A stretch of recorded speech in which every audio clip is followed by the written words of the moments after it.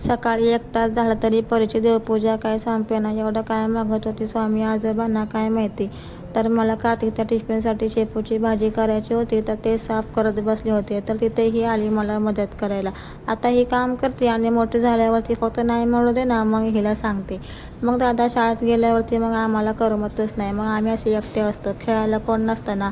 आता परी एवढी आगाऊ झाली ना की कॅमेरा बघितल्यावरतीच नाटकं सुरू करते, डान्स वगैरे पाहुणे आले करते. ते बसले या गाण्यावरती ॲक्टिंग करून दाखवत होती. अशी दिवसभर हिची मस्ती चालू असते. मग झाडाला पाणी टाकायचं काम चालू झालं आणि आम्ही बाहेरच बसलो. मी पण बाहेरच बसले होते कारण की कार्तिकच्या शाळेतून येण्याचा टाईम झाला होता. मग कार्तिक शाळेतून आला की मला लगेचच त्याचा अभ्यास करून घेतला, कारण संध्याकाळी त्याला बाहेर खेळायला जायचं असतं की मग आला की मग खूपच कंटाळा करतो. चला तर मग भेटू पुढच्या व्लॉगमध्ये. तोपर्यंत बाय बाय, टेक केअर.